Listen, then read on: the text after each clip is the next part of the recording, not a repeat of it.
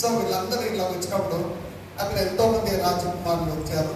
వచ్చిన తర్వాత అందరూ ఏంటి ఆ యొక్క ఇప్పుడున్న కాంపిటీషన్ అంటే ఏమంటారు ఒకటి వాళ్ళకి ఒకటి పెడతారు కాంపిటీషన్ ఏమంటే స్పర్ధి అంటాం మన స్పోర్ట్స్ ఒక ఇది సార్ అంటే ఏమి లేదు. కొన్నిసార్లు కొన్ని విధాలమైన ఏదో పరీక్షలు పెట్టినప్పుడు దాంట్లో ఎవరు నెగ్గుతారో ఒక్కొక్క వారికి రాజకుమార్ని ఇచ్చి పెళ్లి చేస్తారు. సో ఏది చెప్పినప్పుడు ఏమైందంటే ఏమీ లేదు, ఇక్కడ మా ముందు ఉంది కదా ఒక పెద్ద పాండ్ ఉంది, ఒక స్విమ్మింగ్ పూల్ లాగా ఉంది. ఇక్కడికి ఆ స్విమ్మింగ్ పూల్లో స్విమ్ చేసుకుంటే అటువైపు వెళ్ళాలని అందరు రాజకుమారులు అనుకున్నారు. ఇంకా పర్లేదు ఇక్కడికి, ఎందుకంటే ఆల్మోస్ట్ ప్రతి రాజకుమారుడు ఈతలు హార్స్ రైడింగ్ అన్నీ నేర్చుకొని ఉంటారు. పర్లేదనే ఇక్కడెట్టి ఈజీగా ఈ స్విమ్మింగ్ పూల్లో స్విమ్ చేసేస్తాను. అయితే రాజు అంతా అయితే అంత బాగుంది.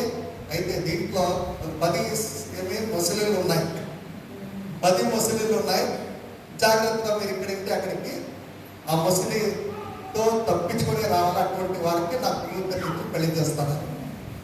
ఈ ముస్లింలు ముసలీలు ఇక్కడ 10 రోజులకి దానికి ఏమి తిండి లేదు, జాగ్రత్తగా అంటే ఎంత ఆతరత ఉంటాయి. సరే ఇంకా చాలా మంది రాజకుమారులు పొద్దు పని ఈ రాజకుమార్తె లేకపోతే ఇంకొక రాజకుమార్తె దొరుకుతుంది, ఎవడి రిస్క్ తీసుకుంటారు, ఎవడి దీంట్లో పడాలని ప్రతి ఒక్కరు కొద్దిగా వెళ్ళిపోతామని కొంతమంది వెళ్ళిపోయారు. ఇంకా కొంతమంది ఆసక్తితో చూస్తూ ఉన్నారు, ఎవరన్నా ఒకరన్నా దిగుతారేమో, ఎవరైనా ఒక సాధిస్తారేమో అని పాపము అందరూ వెయిట్ చేస్తున్నారు. ఆ దాంట్లో ఎవడో ఒక్కొక్కని పడ్డాడు పరిగెత్తనే అందుకు చూస్తున్నారు పాపం అని మొత్తాన్ని కూడా ఎట్లా ఒకటి ఈదుకుంటే అటువైపు చేస్తున్నారు. అమ్మమ్మ వెరీ గుడ్. రాజకుమార్తె సంతోషంగా ఇంకేమి అట్లీస్ట్ ఒక్కడన్నా సాహసించి ప్రాణము గురించి ఆలోచించకుండా వచ్చేసాడు. ఇంకేమి పూలారం వేస్తాననేసి ఆమె ఆ రాజకుమార్ దగ్గర కుమార్తె దగ్గర వెళ్ళి పూలారం వేస్తే ఆయన 1 నిమిషం ఉంటామా, నువ్వు 1 నిమిషం ఉండు, నువ్వు వేసేది కాదు, ఫస్ట్ నన్ను ఎవరు దొబ్బింది దీంట్లో, ఎవరు దొబ్బారు దీంట్లో, నేను మంచుకుంటాను అంటే ఇది నాకు ఇష్టంగా సంతోషంగా దొంగలేదు. ఏమి రాజకుమార్తె పెళ్లి చేసుకోవాలని ఎవరో దొంగ కాబట్టి అందరూ పడిపోయారని కూడా తన ప్రాణాన్ని రక్షించుకోవాలని ఏదో తంటాలు పడి మొత్తానికి ముస్లిం నోట్లకి తప్పించుకొని బయటకు వచ్చినాడు. హల్లెలూయా, అర్థమైంది కదా.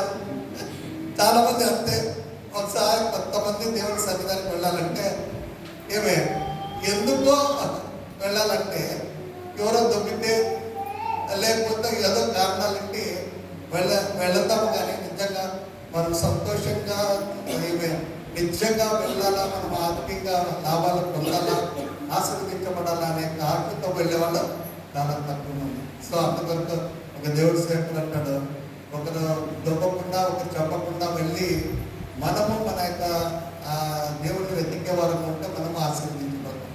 దావీదు అంతవరకు ఏమన్నాడంటే, నన్ను ఎవరన్నా ఒకరు దేవుడి కార్యక్రమం వెళ్తామంటే నేను గంతులేసి సంతోషంగా వెళ్ళానని. హల్లెలూయా. ఆ యొక్క సంతోషం, ఆ యొక్క సంపర్కంతో మన దేవుడి సన్నిధానికి వెళ్ళాలా, వాక్యం వినాలనే ఆసక్తి కలిగి ఉండాలి. ఎందుకంటే చాలాసార్లు మనకి ఆశీర్వాదం కావాలని అనే దేవుడు వెతికేది కాదు, కానీ వాక్యాన్ని వింటూ వాక్యం ఎంత మనము తెలుసుకొని ఉంటామో అప్పుడు మన జీవితంలో తెలియని విధంగా మనం వెంట ఆశీర్వాదం వస్తుంది అనేది మనం తెలుసుకోవాలి. దానికి చాలామంది తెలియకుండా ఆశీర్వాదం కొరకు వెళ్తే దాని కొరకు వచ్చి కొద్ది రోజులైతే మనం మర్చిపోతాం దేవుడిని, ఎందుకంటే ఆశీర్వాదం పొందుకుంటూ వెళ్ళిపోతాం. చాలామంది అట్లానే స్వస్థత కొరకు వస్తారు, స్వస్థత పొందిన తర్వాత దేవుడిని మర్చిపోయేవాళ్ళు చాలామంది ఉన్నారు. అయితే ఇప్పుడు అంత్యకాలంలో ఉన్నాం. ఇప్పుడున్న పరిస్థితుల్లో నువ్వు ఏమి ఎట్లా అంటే మనము దేవుడి కొరకు ధైర్యంగా బలంగా లేకపోయినట్లే చాలా కష్టం. అటువంటి పరిస్థితుల్లో ఉన్నప్పుడు మళ్ళీ నడిపించి బలపరిచేది, ఆ యొక్క ధైర్యం ఇచ్చేది ఏదంటే దేవుడికి వాక్యం. సో ఆ వాక్యం వింటూనే మనకు విశ్వాసం వస్తుంది. ఆ వాక్యంని మనం ధ్యానించాలనే ఆసక్తి కలిగి, తెలుసుకోవాలనే ఆసక్తి కలిగి మనం దేవుడి సన్నిధానికి రావాలి. హల్లెలూయా. ఓకే, వాక్యానికి వెళ్తామా? ఒక కళ్ళు మూసుకుని మనందరూ కలిసి కళ్ళు మూసుకుని సమన మళ్ళీ మనం దేవుడి యొక్క వాక్యాన్ని సిద్ధపరచుకుంటాం. Thank you Jesus. స్తోత్రం యేసయ్యా. Thank you master. స్తోత్రం. Thank you Jesus. Praise God. Gracious Heavenly Loving Father, ಪ್ರೀತಿಯನ್ನು ಬರೆದ ಪರಲೋಕ ತಂದೆಯಾದ ದೇವರೇ, we thank you and praise you, Lord, for your wonderful presence in our midst of us. ಸ್ವಾಮಿ ನಮ್ಮ ಮಧ್ಯದಲ್ಲಿರುವ ಅದ್ಭುತವಾದ ಸನ್ನಿಧಾನಕ್ಕಾಗಿ ಸ್ತೋತ್ರ ಸಲ್ಲಿಸುತ್ತೇವೆ. Lord, according to your promise, where you are gathered in my name, I am in their midst, you said of God. ಎಲ್ಲಿ ಇಬ್ಬರು ನನ್ನ ಹೆಸರು ಸೇರಿದಂತೆ ಮೊದಲ ಹೆಜ್ಜೆ ನೀನು ಹೇಳಿದೆಯಪ್ಪ.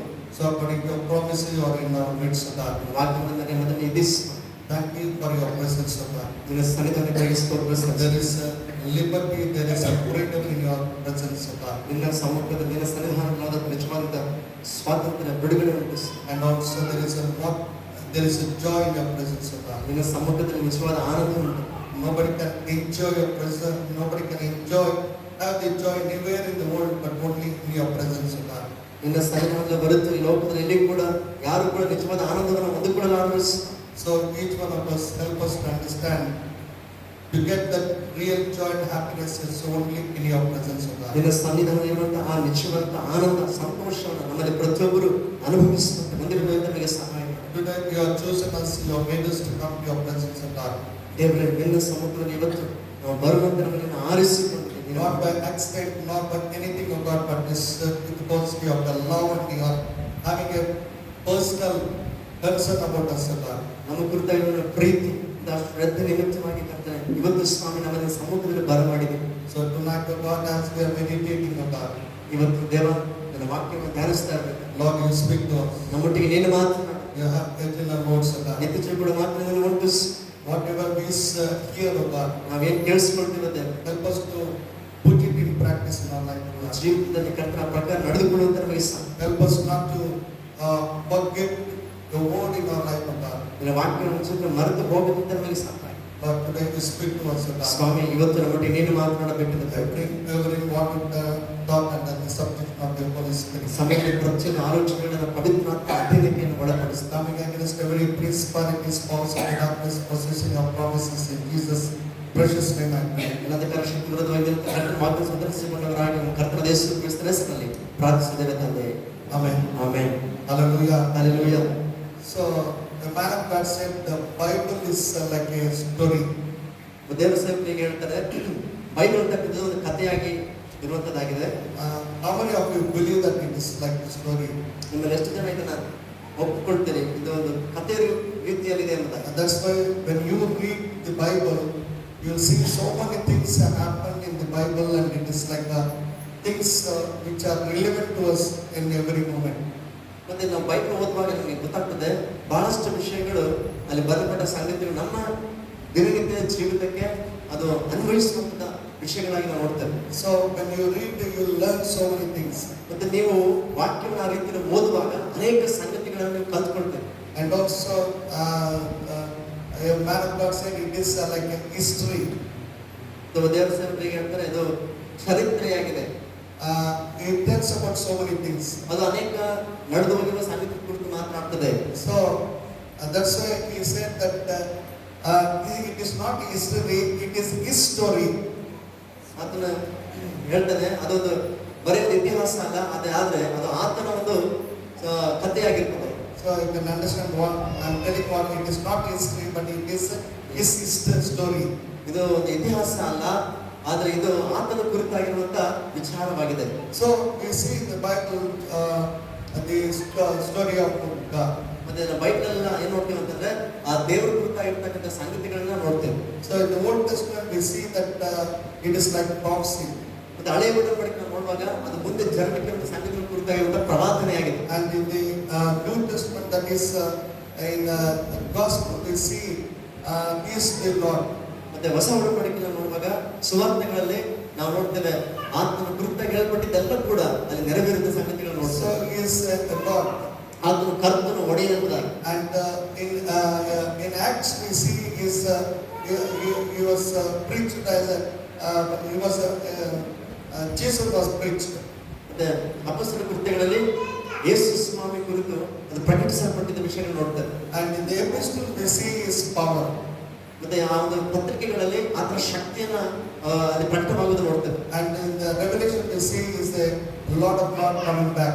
ಮತ್ತೆ ಪ್ರಕಟಣೆ ಗ್ರಂಥದಲ್ಲಿ ಆ ಪ್ರಕಟಣೆ ಗ್ರಂಥದ ಮೂಲಕ ಆ ಕರ್ತನಾಗಿರುವ ದೇವರು ತಿರುಗಿ ಆತನು ಪುನಃ ಬರುವ ಆತನ ಬರುವಿಕೆಯ ಕುರಿತಾಗಿ ನಾವು. So this is the ಮತ್ತೆ ಇದು ಬೈಬಲ್ ಗೊತ್ತಾಗಿರ್ತಕ್ಕಂಥ ಸಂಕ್ಷಿಪ್ತವಾಗಿರ್ತಕ್ಕಂಥ ವಿವರಣೆ.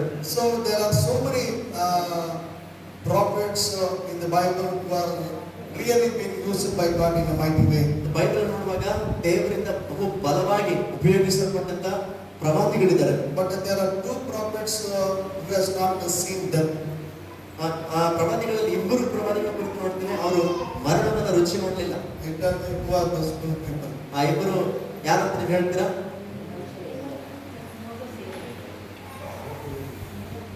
Who are the two people? ಯಾರು ಇಬ್ರು ಮರಣವನ್ನೇ ನೋಡಲಿಲ್ಲ?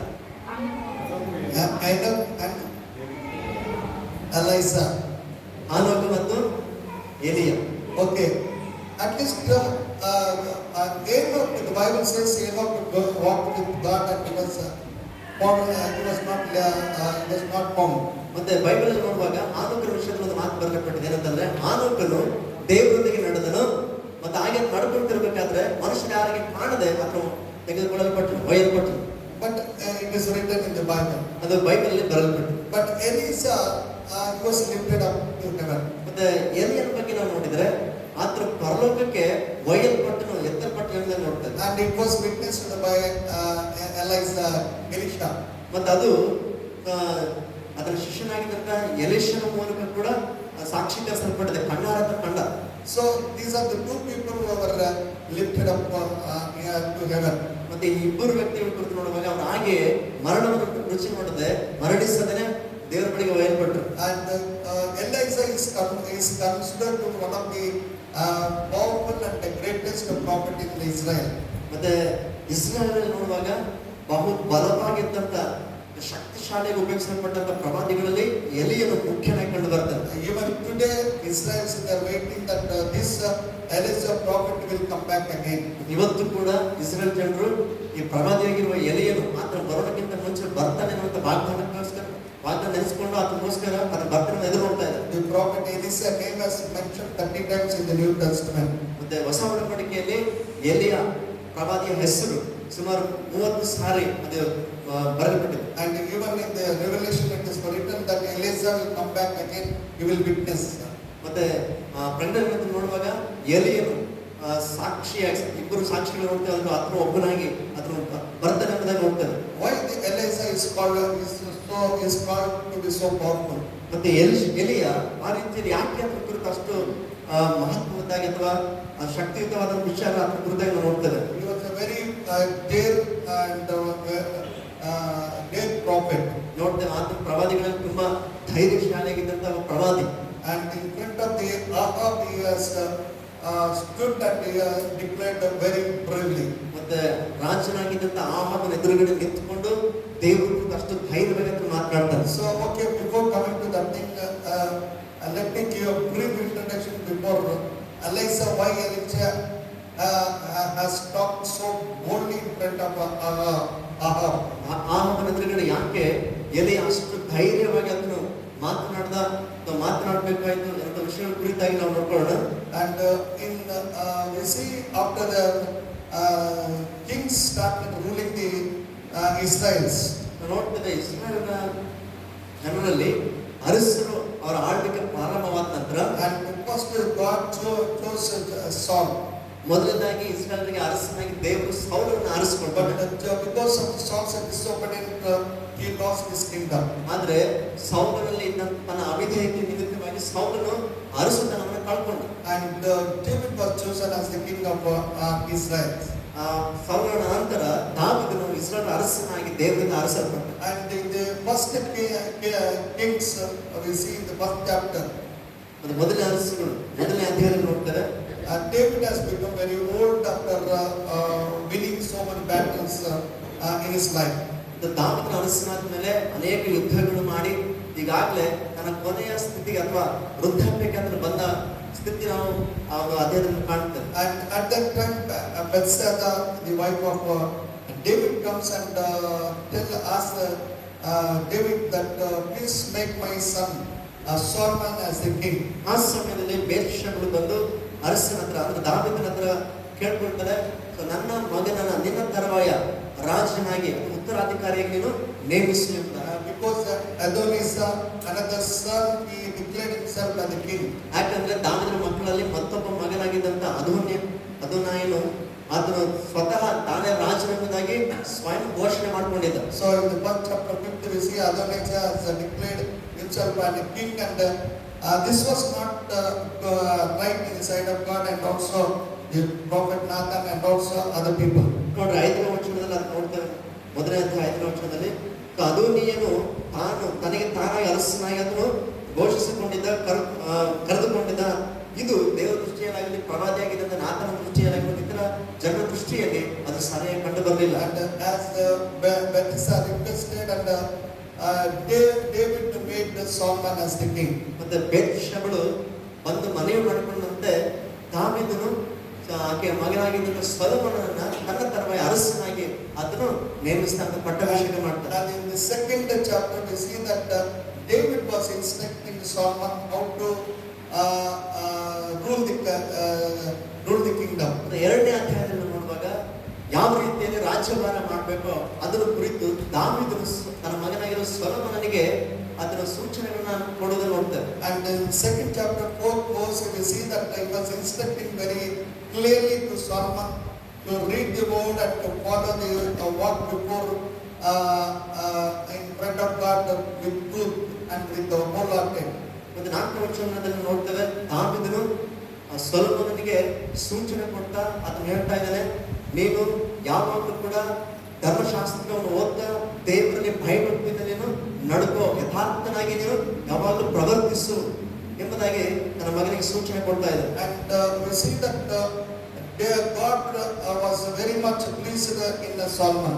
ಅದರ ಮುಂದೆ ನೋಡ್ತೇವೆ ಸೊಲೊಮೋನನು ಅದರ ಪ್ರಾರಂಭದ ದಿನಗಳಲ್ಲಿ ನಡ್ಕೊಂಡಂತ ರೀತಿಯನ್ನ ವಿಷಯದಲ್ಲಿ ದೇವರು ಕೂಡ ಸೊಲೊಮೋನನ ವಿಷಯದಲ್ಲಿ ಬಹಳಷ್ಟು ಸಂತೋಷ ಪಟ್ಟರು. In the third chapter God appeared unto Solomon and asked, what do you want? You want riches or tell me what you want, I will give. ಮತ್ತೆ 3ನೇ ಅಧ್ಯಾಯದಲ್ಲಿ ನೋಡ್ತೇವೆ ದೇವರೇ ಸೊಲೊಮೋನನಿಗೆ ಪ್ರತ್ಯಕ್ಷನಾಗಿ ದೇವರೇ ಕೇಳ್ತಾ ಇದ್ದಾನೆ, ನಿನಗೆ ಏನ್ ಬೇಕೋ ಕೇಳ್ಕೊ, ಐಶ್ವರ್ಯ ಬೇಕಾ ಏನ್ ಬೇಕು ನೀನು ಕೇಳ್ಕೊ, ನನಗೆ ಕೊಡ್ತೀನಿ ಎಂಬುದಾಗಿ ದೇವರು ವಾಗ್ದಾನ ಮಾಡೋದು ನೋಡ್ತಾರೆ. And immediately he told the Lord, give me the wisdom. ಆ ಸಮಯದ ಸೊಲೊಮೋನ ತಕ್ಷಣ ದೇವರಲ್ಲಿ ಕೇಳಿದ್ದೇನೆ, ಸ್ವಾಮಿ ನಿನ್ನ ಪ್ರಜೆಗಳಾಗಿರುವ ಇಸ್ರಾಯೇಲ್ನ ಆಳುವುದಕ್ಕೆ ಬೇಕಾಗಿರುವ ಜ್ಞಾನ ನನಗೆ ಬೇಕಂತ ದೇವರನ್ನು ಕೇಳ್ತಾರೆ. In the third chapter 12th verse we see God told, behold, I have done according to their word. Lo, I have given the wise and understanding heart, so that there was none like thee before thee, neither after thee shall any arise unto thee. ಮುಂದೆ ನೋಡಿ 11ನೇ ವಚನದಲ್ಲಿ ಆತನು ಅವನಿಗೆ, ನೀನು ನಿನಗೋಸ್ಕರ ದೀರ್ಘಾಯುಷ್ಯವನ್ನಾಗಲಿ ಐಶ್ವರ್ಯವನ್ನಾಗಲಿ ವೈರಿಗಳ ಪ್ರಾಣವನ್ನಾಗಲಿ ಕೇಳಿಕೊಳ್ಳದೆ ನ್ಯಾಯ ನಿರ್ಣಯಿಸುವುದಕ್ಕೋಸ್ಕರ ವಿವೇಕವನ್ನು ಬೇಡಿಕೊಂಡದರಿಂದ ನಿನ್ನ ಬಿನ್ನಹವನ್ನು ನೆರವೇರಿಸಿದ್ದೇನೆ. ನೋಡು, ನಿನಗೆ ಜ್ಞಾನವನ್ನು ವಿವೇಕವನ್ನು ಅನುಗ್ರಹಿಸಿದ್ದೇನೆ. ನಿನ್ನಂತ ಜ್ಞಾನಿಯು ಮುಂಚೆ ಇರಲಿಲ್ಲ, ಮುಂದೆಯೂ ಇರುವುದಿಲ್ಲ. So God not only gave the wisdom to Solomon, he gave riches, everything to Solomon. ನೋಡ್ರಿ, ದೇವರು ಸೊಲೊಮೋನನಿಗೆ ಬರೀ ಜ್ಞಾನವನ್ನು ಮಾತ್ರವಲ್ಲ, ಅದರಿಗೆ ಎಲ್ಲವನ್ನು ಕೂಡ ದೇವರು ಒದಗಿಸಿಕೊಟ್ಟಿದ್ದಾಗಿ ನೋಡ್ತಾರೆ. That's why the Bible says, if anybody lacks the wisdom, ask unto the Lord and it shall be granted to you. ದೇವರ ವಾಕ್ಯವನ್ನು ಮಾತು ನೋಡ್ತೇವಲ್ಲ, ನಿಮ್ಮಲ್ಲಿ ಯಾರಿಗಾದ್ರೂ ಜ್ಞಾನ ಕಡಿಮೆ ಆಗಿದ್ರೆ ಅವನು ದೇವರನ್ನು ಕೇಳಿಕೊಳ್ಳಲಿ, ದೇವರು ಅವನಿಗೆ ಅದನ್ನ ಅನುಗ್ರಹಿಸಿದ ಬರಬೇಕು. If your children are not wise enough or unable to study or have the memory power, ask the Lord, Lord give them the wisdom.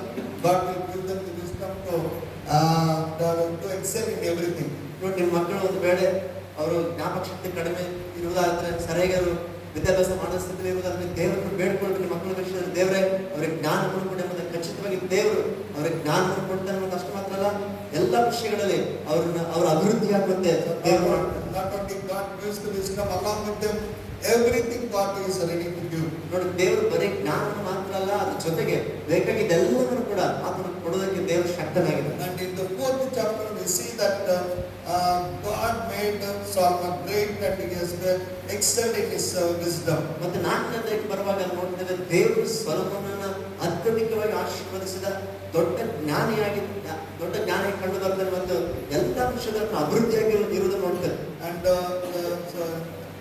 4th chapter 29, God gave Solomon wisdom and understanding exceeding much and largeness of heart, even as the sand that is on the seashore. 29ನೇ ವಚನ, 4ನೇ 29ನೇ ವಚನ. ದೇವರು ಸೊಲೊಮೋನನಿಗೆ ಸಮುದ್ರ ತೀರದ ಉಸಿರಿನಷ್ಟು ಅಪರಿಮಿತವಾದ ಜ್ಞಾನ ವಿವೇಕಗಳನ್ನು ಮನೋವಿಶಾಲತೆಯನ್ನು ಅನುಗ್ರಹಿಸಿದನು. So Solomon was excelled in everything. ನೋಡ್ರಿ, ಸೊಲೊಮೋನನು ಎಲ್ಲಾ ವಿಷಯದಲ್ಲಿ ಆತನು ಉನ್ನತಿಗೆ ಬಂದ. And in the 5th and 6th chapter we see that Solomon had an intention to build the temple of God, and he has built the temple. ಮತ್ತೆ 5-6 ಅಧ್ಯಾಯಗಳಲ್ಲಿ ನಾವು ನೋಡ್ತೇವೆ ಸೊಲೊಮೋನನಿಗೆ ದೇವಾಲಯ ಕುರಿತಾಗಿರ್ತಕ್ಕಂಥ ಆಲೋಚನೆ ಬಂತು. ದೇವಾಲಯ ಕಟ್ಟಬೇಕೆಂಬಂತ ಒಂದು ನಿರ್ಣಯವುಳ್ಳ ಮತ್ತು ಆಲಯವನ್ನು ಕಟ್ಟಿ ತೀರಿಸಿದ್ದಾಗಿ ನಾವು ನೋಡ್ತೇವೆ. And in the 7th chapter we see that Solomon built his own palace. ಮತ್ತೆ 7ನೇ ಅಧ್ಯಾಯಕ್ಕೆ ಬರುವಾಗ ಸೊಲೊಮೋನ ತನಗೋಸ್ಕರ ಸ್ವಂತ ಅರಮನೆಗಳನ್ನು ಕಟ್ಟಿಕೊಂಡಿದ್ದು ನೋಡ್ತೇವೆ. And in the 8th chapter we see that Solomon brought the ark of the Lamb.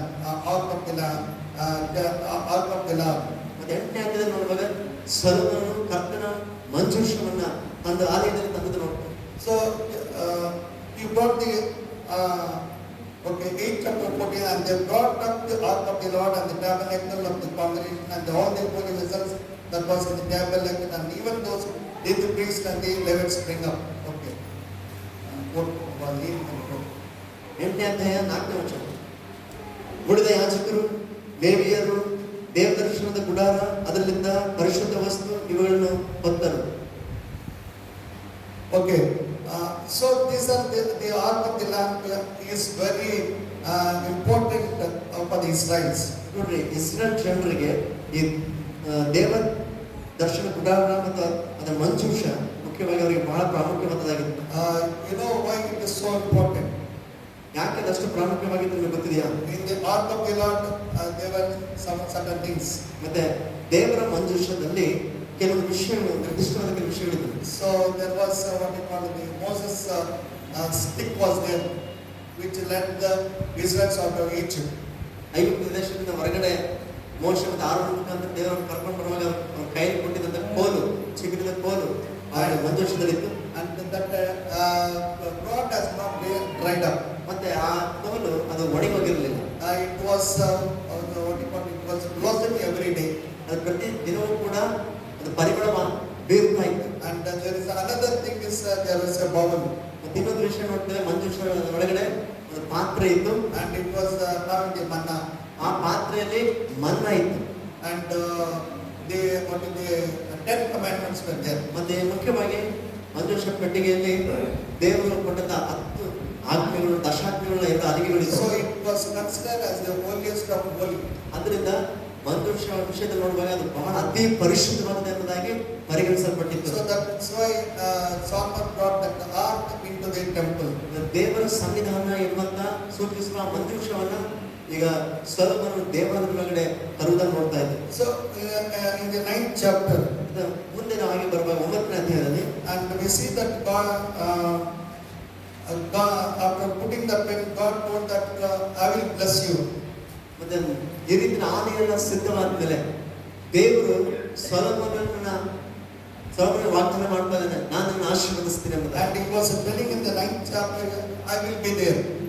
ಮತ್ತೆ ಅಷ್ಟು ಮಾತ್ರ ಅಲ್ಲ, ಸೊಲೊಮೋನನಿಗೆ ದೇವರು ಮಾತು ಕೊಡ್ತಾ ಇದ್ದಾನೆ, and my eyes will be upon that temple. ಇದು ನೀನು ಕಟ್ಟಿಸಿದ ಆಲಯದ ಮೇಲೆ ನನ್ನ ಕಣ್ಣು ದೃಷ್ಟಿ ಇರ್ತದೆ. And my ears will be there always in this temple. ಮತ್ತೆ ಆಲಯದಲ್ಲಿ ಯಾರೆಲ್ಲ ಪ್ರಾರ್ಥನೆ ಮಾಡ್ತಾರೋ ಪ್ರಾರ್ಥನೆಗೆ ಹೊರಗೆ ಕಿವಿಗೊಡಲಿಕ್ಕೆ ನನ್ನ ಕಿವಿಗಳು ಅವಾಗ ಸಿದ್ಧವಾಗಿತ್ತು ಅಂತ ಹೇಳ್ತಾರೆ. But there is a condition. ಆದ್ರೂ ಅಲ್ಲಿ ದೇವರು ಷರತ್ತನ್ನು ವಿಧಿಸಿದ. And as long as my people seek me, they will not follow other gods. I will definitely, my presence will be there.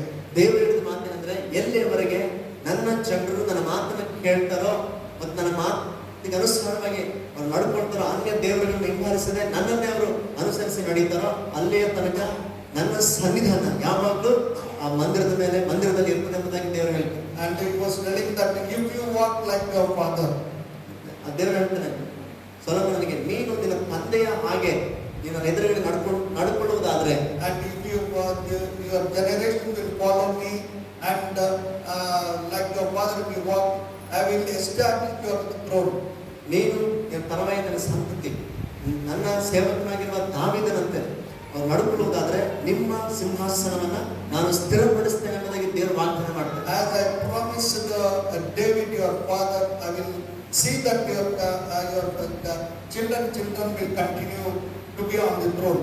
ನಿನ್ನ ತಂದೆಯಾಗಿರುವ ದಾವೀದನಿಗೆ ನಾನು ವಾಗ್ದಾನ ಮಾಡಿದ ಪ್ರಕಾರ ನಿನ್ನ ಮಕ್ಕಳ ತರ ಅವರ ಮಕ್ಕಳು ಅವರ ಸಂತತಿಯವರು ತಲೆಮಾರುಗಳು ಹಾಗೆ ಅವರು ರಾಜ್ಯಭಾರ ಮಾಡುವಾಗೆ ಆ ಸಿಂಹಾಸನ ಕೂತ್ಕೊಳ್ತಾರೆ ಅಂತ ದೇವರು ವಾಗ್ದಾನ ಮಾಡ್ತಾರೆ. So God always gives some instructions and conditions to your children. ದೇವರು ಯಾವಾಗ ತನ್ನ ಮಕ್ಕಳಿಗೆ ಕೆಲವೊಂದು ಸೂಚನೆಗಳನ್ನ ಕೆಲವೊಂದು ನಿಬಂಧನೆ ಷರತ್ತುಗಳನ್ನ ದೇವರು ವಿಧಿಸುವುದನ್ನು ನೋಡ್ತಾರೆ. As long as you follow the conditions and fulfill that condition, God will establish you, God will make you prosperous, and God will give everything to you. ನೀವು ಎಲ್ಲಿವರೆಗಾದ್ರೆ ಆ ದೇವರ ಮಾತನ್ನು ಅನುಸರಿಸಿ ಆತನ ಸೂಚನೆ ಮತ್ತು ವಿಧಿ ನಿಯಮಗಳಿಗೆ ಅನುಸಾರವಾಗಿ ನೀವು ನಡೀತೀರೋ ಅಲ್ಲಿಯವರೆಗೆ ಖಚಿತವಾಗಿ ದೇವರು ನಿಮ್ಮನ್ನು ಕೈಬಿಡದೆ ನಿಮ್ಮನ್ನು ಅದನ್ನು ಕಾಪಾಡ್ತಾನೆ ಮತ್ತು ನಿಮ್ಮನ್ನು ಆಶೀರ್ವದಿಸ್ತಾನೆ. But once you live you don't follow and you have your own way of living, God will not be pleased with you and God will not bless you. ನೋಡಿ, ಒಂದು ವೇಳೆ ನೀವೇನಾದ್ರೂ ನಿಮ್ಮ ಸ್ವಂತ ಆಲೋಚನೆ ಅನುಸರಿಸಿ ದೇವರ ವಿರುದ್ಧವಾದ ಕಾರ್ಯಗಳನ್ನು ತೊಡಗುವುದಾದ್ರೆ ಖಚಿತವಾಗಿ ದೇವರು ನಿಮ್ಮ ವಿಷಯದಲ್ಲಿ ಅಥವಾ ಸಂತೋಷ ಪಡೋದಿಲ್ಲ ಮತ್ತು ಬದಲಾಗಿ ದೇವರ ಆಶೀರ್ವಾದ ನಿಮ್ಮ ಜೀವಿತದಲ್ಲಿ ನೀವು ನೋಡಕ್ಕಾಗಲ್ಲ. So God told Solomon, I am very happy about the temple and all the things what you have done, and given wisdom and everything, but you have to follow me till the end of your life according to these conditions. ಮತ್ತೆ ದೇವರಲ್ಲಿ ಸೊಲೊಮೋನನಿಗೆ ಸ್ಪಷ್ಟವಾಗಿ ಹೇಳ್ತಾನೆ, ನೀನು ಆಲಯವನ್ನು ಕಟ್ಟಿದ್ದಿ, ನಿನ್ನ ಎಲ್ಲ ವಿಷಯದಲ್ಲಿ ಇಲ್ಲಿವರೆಗೆ ತುಂಬಾ ಸಂತೋಷವುಳ್ಳವನಾಗಿದ್ದೀನಿ. ಆದ್ರೆ ಇನ್ನು ಮುಂದೆ ಮತ್ತೆ ನಿಮ್ಮ ಜೀವಮಾನ ಕೊನೆಯವರೆಗೆ ನೀನು ನಾನು ಹೇಳಿದ ಮೇರೆಗೆ ನನ್ನ ಆಜ್ಞೆ ಅನುಸರಿಸಿ ನನ್ನನ್ನು ಹಿಂಬಾಲಿಸಿ ನೀವು ನಡ್ಕೊಳ್ಳುವುದಾದ್ರೆ ಖಚಿತವಾಗಿ ನಾನು ಮಾತು ಕೊಟ್ಟಂತೆ ನಾನು ನಿನ್ನನ್ನು ಆಶೀರ್ವದಿಸ್ತೀನಿ ಅಂತ So ದೇವರು according to God's word, Solomon was following. ದೇವರ ಮಾತಿಗೆ ಅನುಸಾರವಾಗಿ ಸೊಲೊಮೋನನು ಕೂಡ ಅಲ್ಲಿಯ ತನಕ ನಡೀತಾ ಬಂದ. God exalted him in wisdom and also in everything. ದೇವರು ಅದನ್ನ ಜ್ಞಾನದ ವಿಷಯದಲ್ಲಿ ಮತ್ತು ಎಲ್ಲಾ ವಿಷಯದಲ್ಲಿ ಕೂಡ ಅಭಿವೃದ್ಧಿ ಪಡಿಸಿದ. And in 10th chapter we see the queen of Sheba heard the fame of Solomon confessing the name of the Lord. She came to prove him with the arguments. ಮತ್ತೆ 10ನೇ ಅಧ್ಯಾಯ 1ನೇ ವಚನದಲ್ಲಿ ನೋಡ್ತೇವೆ, ಯೆಹೋವನ ನಾಮ ಮಹತ್ವದಿಂದ ಸೊಲೊಮೋನನಿಗೆ ಉಂಟಾದ ಕೀರ್ತಿಯನ್ನು ಕುರಿತು ಶೇಬದ ರಾಣಿಯು ಹೇಳಿ ಅವನನ್ನು ಒಗಟುಗಳಿಂದ ಪರೀಕ್ಷಿಸುವುದಕ್ಕೆ ಬಂದಳು. So here we see that this queen came all the way from way to see Solomon. ನೋಡ್ರಿ, ಇಲ್ಲಿ ನೋಡ್ತಿದ್ದೇವೆ ರಾಣಿ ತನ್ನ ದೇಶದಿಂದ ಅಷ್ಟು ದೂರದಿಂದ ಸೊಲೊಮೋನನ್ನ ನೋಡ್ಬೇಕಂತಾನೆ ಬರ್ತಾ ಇದ್ದಾಳೆ. And so after seeing Solomon and the wisdom, he was so much stunned and said that what I heard is nothing compared to the wisdom what I am seeing today. ಸೊಲೊಮೋನನ ಕೀರ್ತಿ ಆತನ ಅಷ್ಟು ಹೆಸರುವಾಸಿ ಆಗಿದ್ದ ಸಮಯದಲ್ಲಿ ರಾಣಿಯೇ ಬಂದು ಸೊಲೊಮೋನ್ ನಿಜವಾಗ್ಲೂ ಎಷ್ಟು ಮಟ್ಟಿಗೆ ಜ್ಞಾನದಲ್ಲಿ ಇದನ್ನು ನೋಡ್ಬೇಕಂತ ಪರೀಕ್ಷೆ ಮಾಡ್ಬೇಕಂತ ಬಂದು ಕೊನೆಗೆ ಮಾತು ಹೇಳ್ತಾಳೆ, ನಿನ್ ಕುರಿತು ನಾನು ನನ್ನ ದೇಶದಲ್ಲಿ ಕೇಳಿಸ್ಕೊಂಡಿದ್ದು ನೋಡುವುದಾದ್ರೆ ಅದು ಬಹಳ ಕಡಿಮೆನೆ, ಇಲ್ಲಿ ಕಣ್ಣಾರೆ ಕಂಡಿದ್ದು ನೋಡುದಾದ್ರೆ ಇನ್ನೂ ಅತ್ಯಧಿಕವಾಗಿದೆ ನಿನ್ನ ವಿಷಯದಲ್ಲಿ ಅಂತ ಹೇಳ್ಕೊಳ್ತಾರೆ. And she questioned and she gave so many questions and Solomon answered. ಮತ್ತೆ ಆಕೆ ಕೇಳಿದಂತ ಪ್ರತಿ ಒಗಟಿಗೆ ಪ್ರಶ್ನೆಗಳಿಗೆ ಸೊಲೊಮೋನ್ ಎಲ್ಲದಕ್ಕೆ ಉತ್ತರ ಹೇಳಿದ. That's why she told in the 10th and 8th verse, happy are the men, happy are the servants which stand continually before thee and that hear the wisdom. ಅದಕ್ಕೆ 8ನೇ ವಚನದಲ್ಲಿ ನೋಡ್ರಿ ಆಕೆ ಹೇಳ್ತಾಳೆ, ನಿನ್ನ ಪ್ರಜೆಗಳು ಸದಾ ನಿನ್ನ ಮುಂದೆ ನಿಂತುಕೊಂಡು ನಿನ್ನ ಜ್ಞಾನ ವಾಕ್ಯಗಳನ್ನು ಕೇಳುವ ನಿನ್ನ ಸೇವಕರು ಧನ್ಯರು. And also we see that blessed be the Lord thy God which delighted in thee to set thee on the throne of Israel, because the Lord loved Israel forever, therefore made he the king to do judgment and justice. 9ನೇ ವಚನ ಮತ್ತೆ ರಾಣಿ ಹೇಳ್ತಾ ಇದ್ದಾಳೆ, ನಿನ್ನನ್ನು ಮೆಚ್ಚಿ ಇಸ್ರಾಯೇಲ್ ಸಿಂಹಾಸನದ ಮೇಲೆ ಕುಳ್ಳಿರಿಸಿದ ನಿನ್ನ ದೇವರಾದ ಯೆಹೋವನಿಗೆ ಸ್ತೋತ್ರವಾಗಲಿ. ಆತನು ಇಸ್ರಾಯೇಲನ್ನು ಸದಾ ಪ್ರೀತಿಸುವವನಾಗಿರುವುದರಿಂದ ಅವರ ನೀತಿ ನ್ಯಾಯವನ್ನು ಸ್ಥಾಪಿಸುವುದಕ್ಕೋಸ್ಕರ ನಿನ್ನನ್ನೇ ಅರಸನನ್ನಾಗಿ ನೇಮಿಸಿದ್ದಾನೆ ಎಂದು ಹೇಳಿದಳು. A queen who is not knowing the Lord. ನೋಡ್ರಿ, ದೇವರನ್ನ ಅರಿಯದೇ ಇರತಕ್ಕಂಥ ಒಬ್ಬ ರಾಣಿ she came to the presence of Solomon. ಆಕೆ ಸೊಲೊಮೋನನ ಸನ್ನಿಧಾನಕ್ಕೆ ಸೊಲೊಮೋನನ ಭೇಟಿ ಮಾಡಲು ಬಂದು By seeing the wisdom of Solomon, she was surprising the Lord. ಮತ್ತೆ ಸೊಲೊಮೋನನ ಜ್ಞಾನವನ್ನು ಕಂಡಂತ ಆ ರಾಣಿ ಈಗ ದೇವರನ್ನು ಕೊಂಡಾಡ್ತಾ ಇದ್ದಾಳೆ. Because by seeing the wisdom of Solomon, she felt like worshipping and blessing the Lord.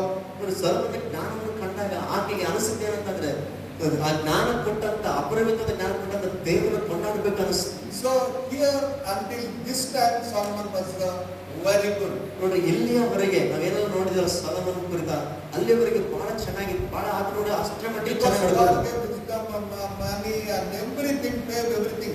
ದೇವರಿಗೆ ಜ್ಞಾನ, ಐಶ್ವರ್ಯ ಮತ್ತೆ ಹೆಸರು, ಪ್ರಖ್ಯಾತಿ ಎಲ್ಲ ಕೊಟ್ಟ. And immediately in the 11th chapter, this is the thing which really changed the story and the life of Solomon, the life of Israelites.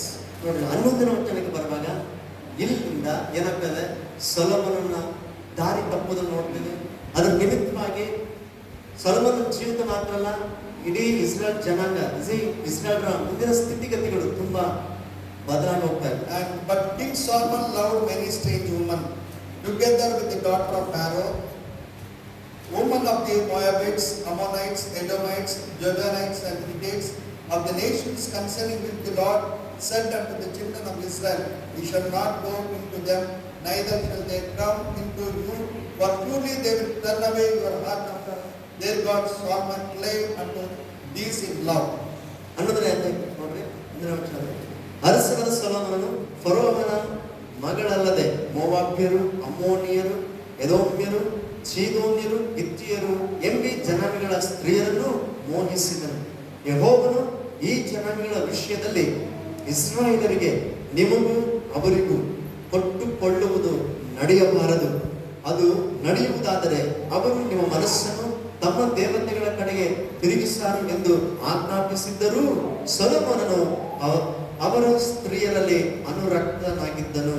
So here we see Solomon having all the knowledge of God. He has turned away from God because of his lust towards the women. ನೋಡಿ, ದೇವರ ಅಷ್ಟೆಲ್ಲ ಜ್ಞಾನ ಸೊಲೊಮೋನಿಗೆ ಕೊಟ್ಟಿದ್ರು ಕೂಡ ಸೊಲೊಮೋನ ಏನ್ ಮಾಡ್ತಾನೆ, ಇವಾಗ ಆತನು ಪರಸ್ತ್ರೀಯರಲ್ಲಿ ಮೋಹಿತನಾಗ್ತಾ ಇದ್ದಾನೆ. And he had plenty of wives, and the Bible says he had 700 wives, princes, and 300 concubines, and the wives turned away his heart. ಮುಂದೆ ನೋಡ್ತೇವೆ, ಅವರಿಗೆ ರಾಜವಂಶದವರಾದ 700 ಮಂದಿ ಪತ್ನಿಯರಲ್ಲದೆ 300 ಮಂದಿ ಉಪಪತ್ನಿಯರಿದ್ದರು. ಈ ಸ್ತ್ರೀಯರು ಅವನ ಮನಸ್ಸನ್ನು ಕೆಡಿಸಿಬಿಟ್ಟರು. And 7%. Then did Solomon build a high place for Chemosh and the abomination of Moab, and in the hill that is before Jerusalem, and for the Molech, the abomination of the children of Ammon. ಅವನು ಯೆರೂಸಲೇಮಿನ ಮೂಡಲಲ್ಲಿರುವ ಗುಡ್ಡದಲ್ಲಿ ಮೋವಾಬ್ಯರ ಕೆಮೋಷ್ ಎಂಬ ಅಸಹ್ಯ ವಿಗ್ರಹಕ್ಕೂ ಅಮ್ಮೋನಿಯರ ಮೋಲೆಕ್ ಎಂಬ ಅಸಹ್ಯ ವಿಗ್ರಹಕ್ಕೂ ಪೂಜಾ ಸ್ಥಳಗಳನ್ನು ಏರ್ಪಡಿಸಿದನು. And 9th verse, the Lord was angry with Solomon because his heart was turned from the Lord God of Israel, which appeared unto him twice. 9ನೇ ವಚನ ನೋಡಿ, ಇಸ್ರಾಯೇಲ್ ದೇವರಾದ ಯೆಹೋವನು ಸೊಲೊಮೋನನಿಗೆ 2 ಸಾರಿ ಕಾಣಿಸಿಕೊಂಡು ಅನ್ಯ ದೇವತೆಗಳನ್ನು ಸೇವಿಸಲೇಬಾರದೆಂದು ಆಜ್ಞಾಪಿಸಿದ್ದರೂ ಅವನು ಆತನ ಆಜ್ಞೆಗಳನ್ನು ಮೀರಿದ್ದರಿಂದ ಆತನು ಅವನ ಮೇಲೆ ಕೋಪಗೊಂಡು.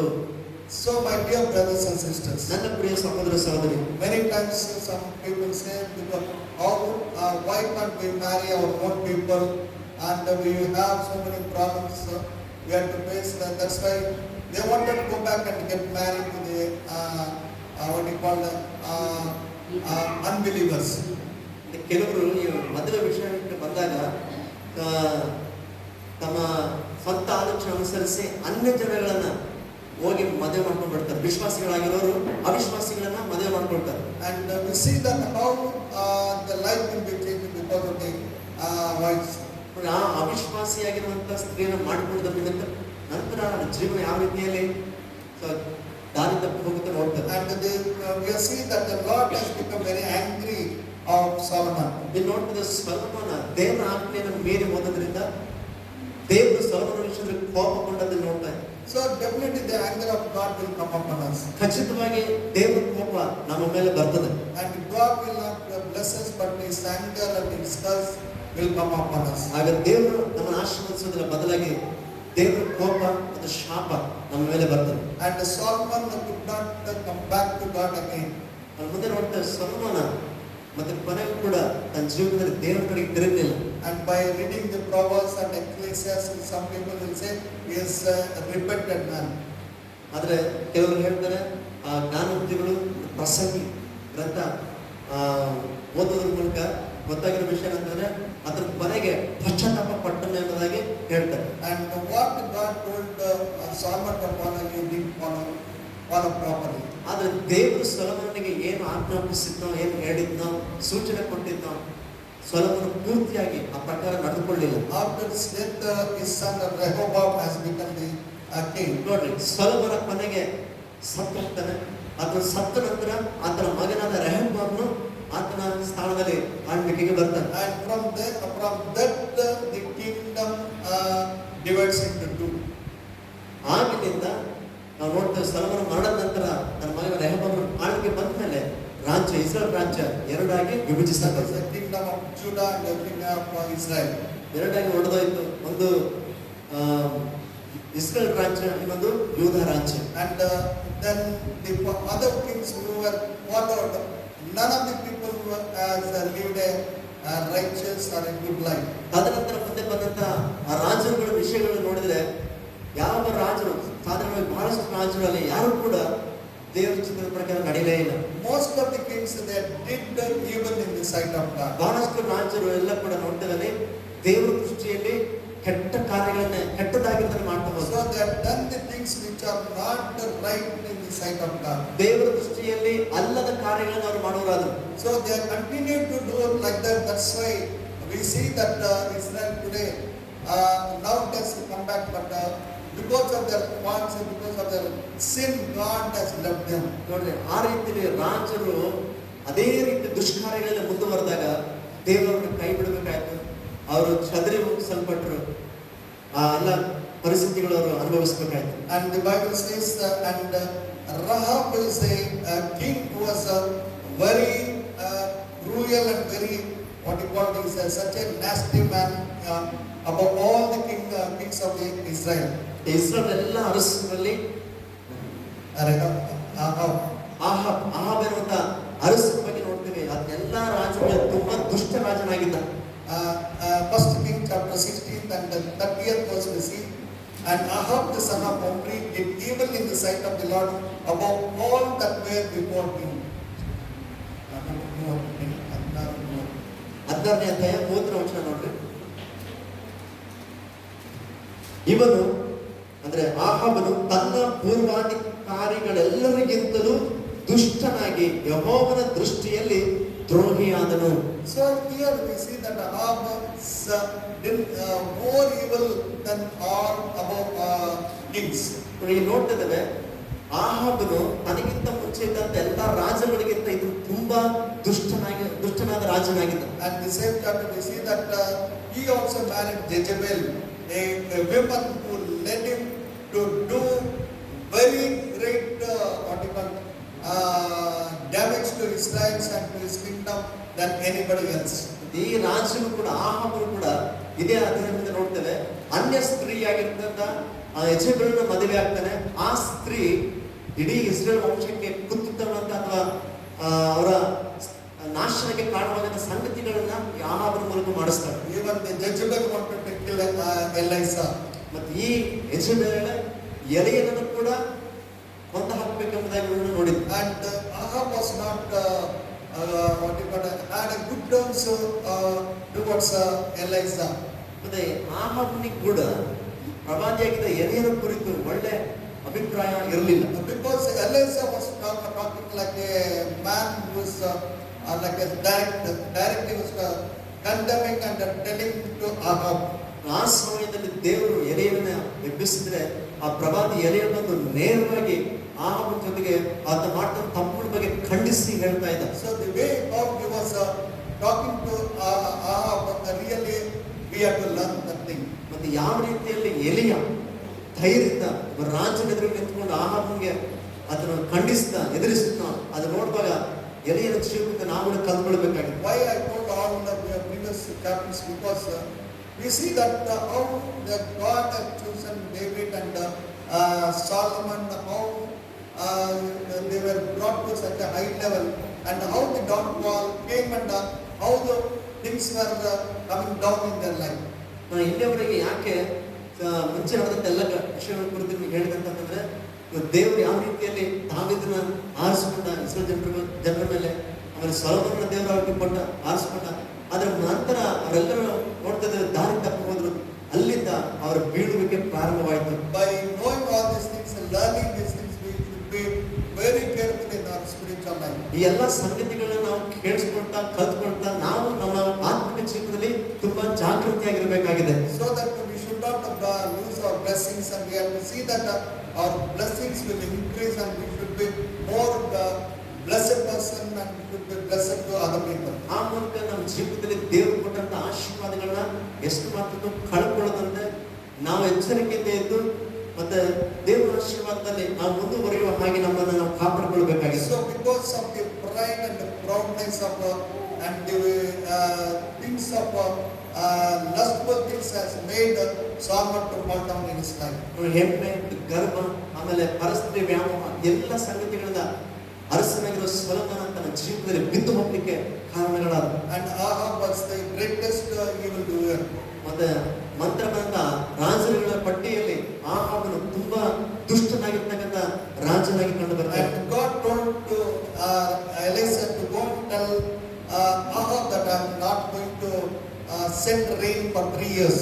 ಆ ಸಮಯದಲ್ಲಿ ದೇವರು ಎದೆಯನ್ನ ಕರೆದು ಹೇಳಿದ್ರೆ, ನೀನು ಹೋಗಿ ಅರಸನಾಗಿರ್ತಕ್ಕಂಥ ಆಹಾಬನಿಗೆ ಹೇಳು, ನಾನು ನಿಮ್ಮ ಮೇಲೆ ಮಳೆಯನ್ನ ಸುರಿಸೋದಿಲ್ಲ, ಕಳಿಸೋದಿಲ್ಲ ಅಂತ. Because God wanted to correct and punish his people by sending famine and certain things in the life of Israelites. Israel ಜನರ ಜೀವನದಲ್ಲಿ ಆ ಒಂದು ಬರಗಾಲವನ್ನ, ಆ ಒಂದು ಕೊರತೆ ಪರಿಸ್ಥಿತಿಯನ್ನು ತರೋದ್ರ ಮೂಲಕ ತನ್ನ ಜನರಿಗೆ ಇಸ್ರೇಲ್ ಜನರನ್ನ ದೇವರು ಸರಿಪಡಿಸಲಿಕ್ಕೆ ದೇವರು ಬಯಸ್ತಾರೆ. Many times when famine or anything calamity comes, it is for the correction of the Israelites and the correction of the people. ಯಾವಾಗ ನಾವು ಬೈಬಲ್ ನೋಡ್ತೇವೆ ಇಂಥ ಒಂದು ದಂಡನೆಗಳು ಬರ್ತಾವೋ, ಬರಗಾಲ, ಊಟ ತಿನ್ಲಿಕ್ಕೆ ಸಿಗಲ್ಲ ಅಂತ ಪರಿಸ್ಥಿತಿಗಳು, ಅದೇನಪ್ಪ ಅಂದ್ರೆ ದೇವರ ಜನರಿಗೆ ಇಸ್ರೇಲರನ್ನ ಸರಿಪಡಿಸಲಿಕ್ಕೋಸ್ಕರ ದೇವರು ಕೈಗೊಂಡಂತ ಕ್ರಮಗಳಾಗಿವೆ. Even in our lives, sometimes we face the difficulties and problems. We have to realize that where we have fallen and what mistake we have done, we have to repent and come back to God. ಅಷ್ಟಮಾತ್ರ ಇವತ್ತು ನಮ್ಮ ಜೀವಿತಗಳಲ್ಲಿ ಕೂಡ ನಮ್ಮ ಜೀವಿತ ನಾವು ಅನುಭವಿಸ್ತಿರುವಂತಹ ಪರಿಸ್ಥಿತಿಗಳೇನಿದಾವೆ ಆ ವಿಷಯಗಳಲ್ಲಿ ನಾವು ಕೂಡ ನಮ್ಮನ್ನು ಪರೀಕ್ಷೆ ಮಾಡಿಕೊಳ್ಬೇಕಾಗಿದೆ. ಎಲ್ಲಿ ನಾವು ದೇವರಿಗೆ ವಿರುದ್ಧವಾಗಿ ನಾವು ನಡೆದಿದ್ದೀವಿ, ತಪ್ಪಿ ನಾವು ನಡೆದಿದ್ದೀವಿ, ಆ ವಿಷಯದ ಪಶ್ಚಾತ್ತಾಪ ಪಟ್ಟು ತಿರುಗಿ ದೇವರ ಬಳಿ ನಾವು ಬರಬೇಕಾಗಿದೆ. Instead of checking our lives, we should not blame God or we should not blame others.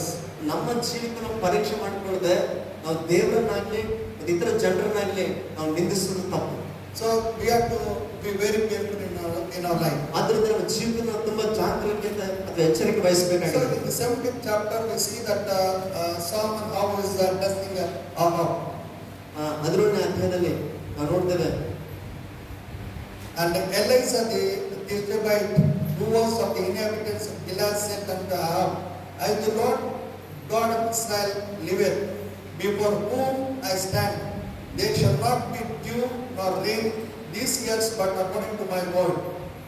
17ನೇ ವಚನ, ಗಿಲ್ಯಾದಿನ ಪ್ರವಾಸಿಗಳಲ್ಲಿ ತಿಷ್ಬೀಯನಾದ ಎಲಿಯ ಎಂಬವನು ಆಹಾಬನಿಗೆ, ನಾನು ಸನ್ನಿಧಿ ಸೇವೆ ಮಾಡುತ್ತಿರುವ ಇಸ್ರಾಯೇಲ್ ದೇವರಾದ ಯೆಹೋವನಾಣೆ, ನಾನು ಸೂಚಿಸಿದ ಹೊರತು ಇಂದಿನಿಂದ ಕೆಲವು ವರ್ಷಗಳವರೆಗೆ ಮಳೆಯಾಗಲಿ ಮಂಚಾಗಲಿ ಬೀಳುವುದಿಲ್ಲ ಅಂದನು.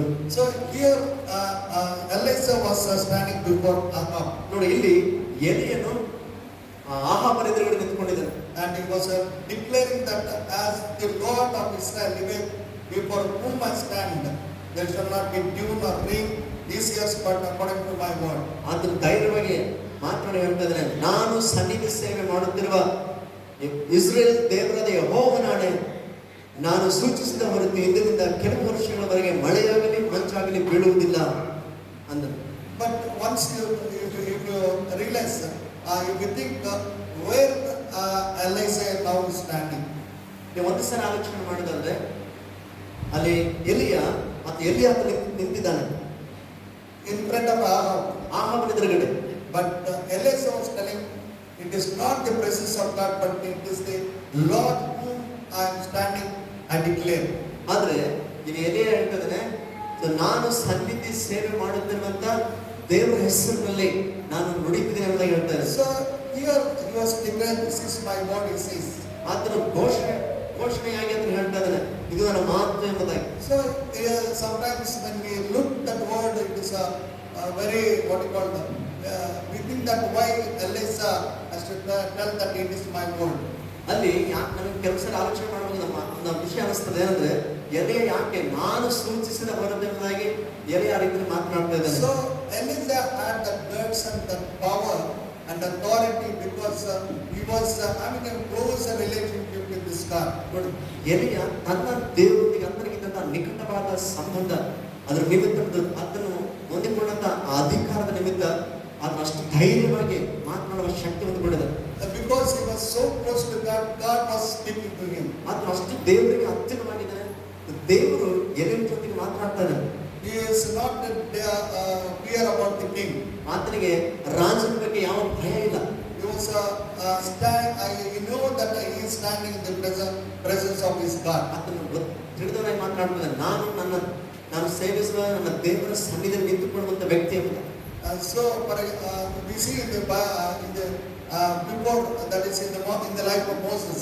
ಮೋಶೆ ಜೀವನದಲ್ಲಿ ನೋಡುವಾಗ, As Moses was with God 40 days.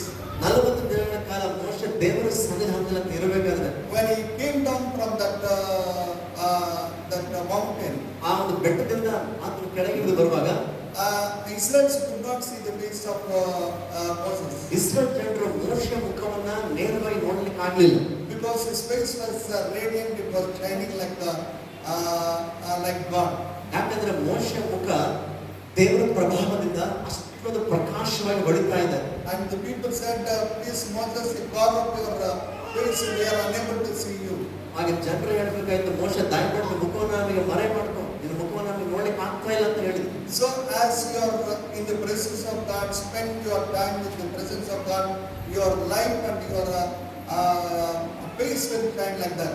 ನೋಡಿ, ಯಾವಾಗ ನಾವು ಅದಕ್ಕೆ ದೇವರ ಸನ್ನಿಧಿಯಲ್ಲಿ ಸಮಯ ಕಳಿತೀವೋ, ದೇವರ ಸಹವಾಸದಲ್ಲಿ ಇರ್ತೀವೋ, ಆಗ ದೇವರ ಪ್ರಭಾವ ನಮ್ಮ ಮೇಲೆ ಬರ್ತದೆ, ನಮ್ಮ ಮುಖಗಳು ಪ್ರಕಾಶಿಸಲಿಕ್ಕೆ. And we will not fear for anything. ಮತ್ತೆ ನೀವು ಯಾವ ವಿಷಯದ ಕುರಿತಾಗಿ ಕೂಡ ಭಯ ಪಡೋದಿಲ್ಲ. And it is like what you call, it is like a magnet. ಅದು ಯಾವ ರೀತಿ ಅಂದ್ರೆ ಒಂದು ಅಯಸ್ಕಾಂತದ ರೀತಿ ಇರ್ತದೆ. So if you keep iron near the magnet, it will attract. ನೋಡಿ, ಆ ಅಯಸ್ಕಾಂತದ ಎದುರುಗಡೆ ಕಬ್ಬಿಣ ತುಂಡು ಇಟ್ಟರೆ ಏನಾಗುತ್ತೆ, ಅದನ್ನ ಆಕರ್ಷಿಸ್ತದಲ್ಲ. After some time, if you remove that iron, it also acts like a magnet. ಮತ್ತೆ ಈಗ ಅಯಸ್ಕಾಂತದ ಜೊತೆ ಸಂಪರ್ಕದಲ್ಲಿ ಬಂದಂತ ಅದೇ ಕಬ್ಬಿಣವನ್ನು ತೆಗೆದುಕೊಂಡು ಅದನ್ನು ಬೇರ್ಪಡಿಸಿ ಮತ್ತೆ ನೀವು ಹೊರಗಡೆ ಇಟ್ಟರೆ ಏನಾಗುತ್ತೆ, ಅದು ಸಹ ಆ ಅಯಸ್ಕಾಂತ ಅಂತ ಕೆಲಸ ಮಾಡ್ತದೆ. So in a similar way, when we spend time with God, the power and God's anointing will come upon us. ಅದೇ ರೀತಿ ನಾವು ದೇವರೊಂದಿಗೆ ಸಮಯ ಕಳೆಯುವಾಗ, ಸಹವಾಸದಲ್ಲಿ ಇರುವಾಗ ಏನಾಗುತ್ತೆ, ದೇವರ ಪ್ರಭಾವ, ಅದರ ಶಕ್ತಿ ನಮ್ಮ ಮೇಲೆ ಬರ್ತದೆ. So here Elisha was telling, this is my word. ಅದಕ್ಕೆ ಎಲೆಯ ಆ ಒಂದು ಅಧಿಕಾರದಲ್ಲಿ ಇಟ್ಟುಕೊಂಡು ಹೇಳ್ತಾ ಇದ್ದಾನೆ, ಇದು ನನ್ನ ಮಾತು, ನಾನು ಸೂಚಿಸುವ ಮೇರೆಗೆ ಅಂತ ಹೇಳ್ತಾ ಇದ್ದಾನೆ. So many times people may misunderstand why Elisha has to tell like that. ಕೆಲವು ಸಲ ಜನ ಇದನ್ನು ತಪ್ಪಾಗಿ ಅರ್ಥ ಮಾಡ್ಕೊಂಡು, ಯಾಕೆ ಎಲೆಯ ನಾನು ಎಂಬುದಾಗಿ ತನ್ನ ಮಾತೆಂಬುದಾಗಿ ಆ ಥರ ಹೇಳ್ತಾ ಇದ್ದಾನೆ ಎಂಬುದಾಗಿ ಅಂದ್ಕೊಳ್ತಾರೆ. It is like exalting himself. ಏನೋ ತನ್ನ ಹೆಚ್ಚಿಸಿಕೊಳ್ಳೋ ರೀತಿಯಲ್ಲಿ ಕಾಣಿಸ್ತದೆ ಎಂಬುದಾಗಿ ಅಂದ್ಕೊಳ್ತಾರೆ. Normally when you deliver a possessed person, we command in the name of Jesus and we with the authority we will make that devil to go out. ನೋಡಿ, ಸಾಧಾರಣವಾಗಿ ಒಂದು ದೆವ್ವ ಬಿಡಿಸುವಾಗ ದೇವರ ಸೇವಕರು ಅವರು ಗದರಿಸಿ ಅಧಿಕಾರದಿಂದ ಅವರು ನುಡಿಯುವುದನ್ನು ನೋಡ್ತಾರೆ. Because the devil has to fear the authority of God. ಯಾಕೆಂದ್ರೆ ದುರಾತ್ಮ ಅನ್ನೋದು ದೆವ್ವ, ಅದು ದೇವರ ಅಧಿಕಾರಕ್ಕೆ ಅದು ಒಳಪಡ್ತದೆ ಮತ್ತು ಭಯ ಬೀಳ್ತದೆ. So in the similar way, Elisha had that power and he was commanding, he was telling, this is the word of me. ಅದೇ ಇಲ್ಲಿ ಅದನ್ನ ನೋಡ್ತೇವೆ, ಎಲಿಯ ಆ ಅಧಿಕಾರದಿಂದ ಮಾತನಾಡ್ತಾ ಇದ್ದಾನೆ, ಸೊ ನಾನು ಸೂಚಿಸಿದ ಹೊರದೇವ ಮಾತ್ರ ಆತನಲ್ಲಿ ಹೇಳುವುದು ನೋಡ್ತೇವೆ. So that is the way how he was exercising his power. ಆ ರೀತಿಯಲ್ಲಿ ದೇವರು ತನಗೆ ಕೊಟ್ಟಂತ ಫಲವನ್ನ ಆತನು ಪ್ರಕಟಪಡಿಸ್ತಾ ಇದ್ದ. But Ahab didn't repent or didn't realize what Elijah has said. ಎಲಿಯನು ಹೇಳಿದ ಮಾತುಗಳು ಕೇಳಿ ಅರಸನಾಗಿದ್ದಂತ ಆಹಾಬ ಪಶ್ಚಾತ್ತಾಪ ಪಡಲಿಲ್ಲ, ಆತ ದೇವರ ಕಡೆ ತಿರುಗಲಿಲ್ಲ. He was very adamant. ಆತನು ತುಂಬಾ ಮೊಂಡಿಯಾಗಿದ್ದ. If he would have repented and asked Elijah what I have to do now, definitely God would have done something else. ಒಂದು ವೇಳೆ ಅದೇ ಆಹಾಬ ಪ್ರವಾದಿಯಾಗಿರುವ ಎಲೆಯ ಮಾತು ಕೇಳಿ ನಿಜವಾದ ಪಶ್ಚಾತ್ತಾಪ ಪಟ್ಟು ನಾನೀಗ ಏನ್ ಮಾಡ್ಬೇಕಂತ ಕೇಳ್ಕೊಂಡಿದ್ರೆ ಖಚಿತವಾಗಿ ದೇವರು ಕರುಣೆ ಹತ್ರ ಹೊಂದ್ಕೊಳ್ತಾರೆ. But immediately we see that God told Elijah to go to one place. ನಂತರ ದೇವರು ಎಲಿಯನಿಗೆ ಒಂದು ನಿರ್ದಿಷ್ಟವಾದ ಸ್ಥಳಕ್ಕೆ ಹೋಗಿ ಅಂತ ಹೇಳ್ತಾ ಇದ್ದಾರೆ. He asked him to go to the brook of Jerith. ದೇವರು ಹೇಳ್ತಾನೆ ಎಲಿಯನಿಗೆ, ನೀನು ಸ್ಥಳವನ್ನು ಬಿಟ್ಟು ಪೂರ್ವ ದಿಕ್ಕಿಗೆ ಹೋಗಿ ಯೋರ್ದನ್ ಹೊಳೆಯ ಆಚೆಯಲ್ಲಿರುವ ಕೆರೀತ್ ಹಳ್ಳದಲ್ಲಿ ಅಡಗಿಕೋ. So go and be there, and I will command the ravens to come and kill you with the food and the meat. ನೀನು ಅಲ್ಲಿ ಇದ್ದುಕೊಂಡು ಆ ಹಳ್ಳದ ನೀರನ್ನ ನೀನು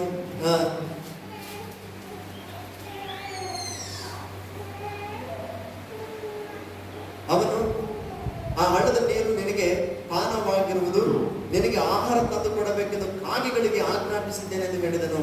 So here we see that God's commandment was obeyed by the ravens. ನೋಡಿ, ಇಲ್ಲಿ ನಾವು ನೋಡ್ತೇವೆ ಕಾಗೆಗಳು ದೇವರ ಆಜ್ಞೆಗೆ ವಿಧೇಯವಾಗಿ ನಡ್ಕೊಳ್ತಾರೆ. And immediately after some time the water dries up, and God tells Elijah to go to one widow. ಸ್ವಲ್ಪ ಕಾಲದಲ್ಲಿ ಆ ಹಳ್ಳದ ನೀರು ಬಂದು ಹೋಯಿತು. ಆಗ ದೇವರು ಎಲಿಯನಿಗೆ ಒಂದು ವಿಧವೆ ಯಾತ್ರಕ್ಕೆ ನೀನು ಹೋಗಿ ಅಂತ ಹೇಳ್ತಾ ಇದ್ದಾರೆ. Go to Zarephath. ಚಾರಪತ್ರಿಯ ಎಂಬಂತ ವಿಧವೆಗಳಿಗೆ ದೇವರು ಏನೇನು ಕಳಿಸ್ತಾ ಇದ್ದಾರೆ. I commanded that widow will feed you. ಯಾಕಪ್ಪ ಅಂತಂದ್ರೆ ಆ ವಿಧವೆಗೆ ನಾನು ಆಜ್ಞಾಪಿಸಿದ್ದೀನಿ ಈ ಬರಗಾಲದ ಪರಿಸ್ಥಿತಿಯಲ್ಲಿ ನಿನ್ನನ್ನು ಪೋಷಣೆ ಮಾಡುವಂತ. But that widow's name is not written, but the name of that place is written. That woman has obeyed to the voice of Elijah. ನೋಡ್ರಿ, ಆ ವಿಧವೆ ಹೆಸರು ಬರೆಯಲ್ಪಟ್ಟಿಲ್ಲ, ಅದರ ಸ್ಥಳದ ಹೆಸರು ಬರೆಯಲ್ಪಟ್ಟಿದೆ. ಆ ವಿಧವೆ ಎಲೆಯನ್ನ ಆಜ್ಞೆಯ ಮೇರೆಗೆ ನಡ್ಕೊಂಡು, And there was nothing in her house, only a little morsel of flour was there. ಆಕೆ ಮನೆಯಲ್ಲಿ ಬೇರೇನು ಇರಲಿಲ್ಲ, ಕೇವಲ ಒಂದು ಮೊಗೆಯಷ್ಟು ಹಿಟ್ಟು ಮಾತ್ರ ಇತ್ತು. And she told that this is the last thing I wanted to prepare myself, and my son wanted to eat and die. ಆಕೆ ಹೇಳ್ತಿದ್ದಾಳೆ, ನಿರಾಶದಾಯಕದ ಪರಿಸ್ಥಿತಿಯಲ್ಲಿ ನಮ್ಮ ಹತ್ರ ಇರೋದು ಇಷ್ಟೇ, ಇದರಿಂದ ರೊಟ್ಟಿ ಮಾಡಿಕೊಂಡು ನಾನು ಮತ್ತು ನನ್ನ ಮಗ ತಿಂದು ಸಾಯ್ಬೇಕಂತಿದ್ದೀವಿ ಅಂತ ಹೇಳ್ತಾಳೆ.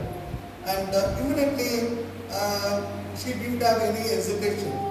ಮತ್ತೆ ಅಲ್ಲಿ ಯಾವ ಹಿಂಜರಿತ ಆಕೆ ಕಾಣೋದಿಲ್ಲ. And Elijah told, bring the first